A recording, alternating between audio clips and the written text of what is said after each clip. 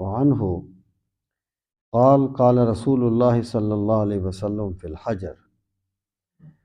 واللہ لیبعثنہ اللہ یوم القیامہ لہ عینان یبصر بہما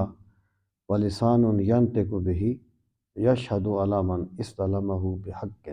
رواہ الترمذی۔ یہ بھی حضرت ابن عباس رضی اللہ تعالیٰ عنہ سے مروی حدیث پاک ہے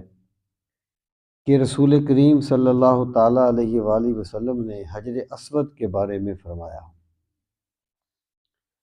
واللہ اللہ تعالیٰ کی قسم لیبعثنہ اللہ یوم القیامہ، قیامت کے دن اللہ تعالیٰ حجر اسود کو بھی زندہ کر کے اٹھائے گا،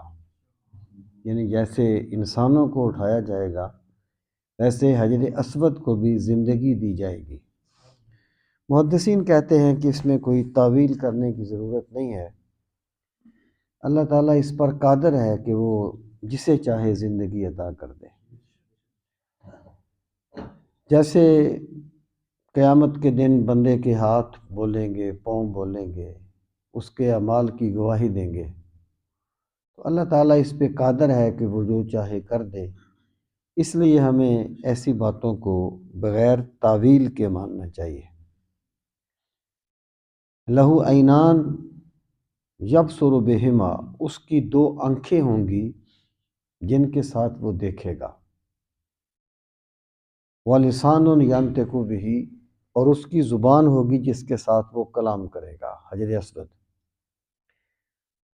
یشہد علی من استلمہ بحق،